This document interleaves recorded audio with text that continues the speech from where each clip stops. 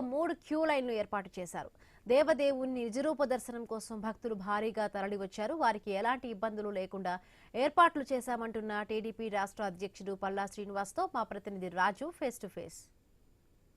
లక్ష్మీ నరసింహస్వామి చందనోత్సవం అంగరంగ వైభవంగా జరుగుతుంది. ఉదయం 2 గంటలకి తొలి దర్శనం అయితే ఆలయ అనువంశిక ధర్మకర్త గోవా గవర్నర్ అశోక్ గజపతిరాజు చేయడం జరిగింది. అనంతరం కూడా రాష్ట్ర ప్రభుత్వం తరఫున పట్టు వస్త్రాలు కూడా సమర్పించడం జరిగింది. ప్రస్తుతం ఆలయంలో వీఐపీల దర్శనం కూడా కొనసాగుతుంది. అదేవిధంగా లక్షల మంది భక్తులు కూడా క్యూ లైన్లో దర్శనం కోసం అయితే వేచి చూస్తున్న పరిస్థితి కనిపిస్తుంది. దీనికి ఆలయ అధికారులు కూడా రాష్ట్ర ప్రభుత్వం కూడా పూర్తిస్థాయి ఏర్పాట్లు అయితే చేయడం జరిగింది. మరి దీనికి సంబంధించి ప్రస్తుతం అయితే స్వామివారిని దర్శనం చేసుకొని తిరిగి బయటికి వస్తున్నటువంటి మన రాష్ట్ర టీడీపీ అధ్యక్షులు గాజువాక ఎమ్మెల్యే పల్లా శ్రీనివాస్ గారు ఉన్నారు. సార్, ఎలా దర్శనం జరిగింది? ఏర్పాట్లు ఏ విధంగా ఉన్నాయి? ఏర్పాట్లు అన్నీ చాలా బాగున్నాయండి.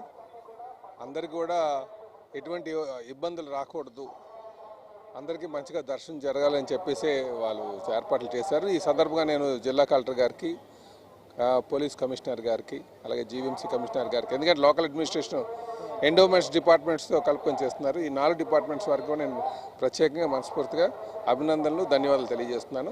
లోపల పరిస్థితి ఏ విధంగా అంటే చాలా వరకు 1500లో కూడా కొద్ది క్లమ్జీగా ఉంది, వీఐపీ తాకిడి ఎక్కువగా ఉంది, ప్రోటోకాల్ సమస్యలు ఏర్పడుతున్నాయి. అంటే అందరికీ కూడా 1500 రూపాయలు టికెట్ కానీ టైమింగ్ ఇచ్చారండి. ఆ టైమింగ్లో వస్తే ఎటువంటి ఇబ్బంది ఉండదు. కొంతమంది ముందు వస్తున్నారు, అయితే కొంచెం రష్ తక్కువ ఉంది కనుక వాళ్ళని కూడా పంపిస్తున్నారు. అక్కడ వీఐపీ దగ్గర కొంచెం చిన్న తప్ప నాకేం పెద్ద సమస్య కనిపించలేదు. సో ఇలాంటివన్నీ ఉంటాయి, కానీ ఎవరు కూడా అసౌకర్యంకి అయితే గురి కాలేదని చెప్పి నేను భావిస్తున్నాను. అక్కడ హోంమంత్రి గారు కూడా లోనే ఉండి అవన్నీ కూడా పర్యవేక్షిస్తున్నారు. డిపార్ట్మెంట్ కూడా చాలా బాగుంది, అంతా బాగుందండి. సింహాద్రప్పన అందరికీ ఉన్నట్టు రాష్ట్ర ప్రజల కోసం మీరు సింహాద్రప్పని ఏం కోరుకున్నారు? మేము ఎప్పుడు కూడా స్వర్ణాంధ్రప్రదేశ్ లక్ష్యాలు చేరుకునే కోరుకుంటామండి. పాలన అందుకున్నటువంటి వారికి నీతి నిజాయితీతో ఉండాలనుకుంటామండి.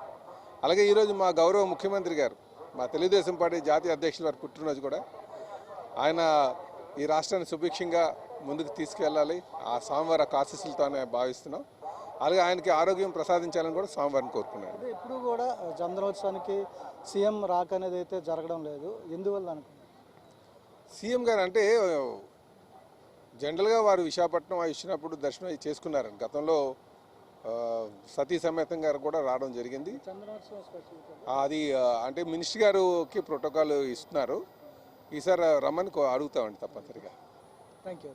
ఇది మొత్తంగా చూసుకుంటే పూర్తిగా పండగ వాతావరణంలో అయితే చందనోత్సవం జరుగుతుంది. ఎలాంటి ఇబ్బందులు లేకుండా ఏర్పాట్లు చేశామని చెప్పి కూడా పల్లా శ్రీనివాస్ తెలియజేస్తున్నారు.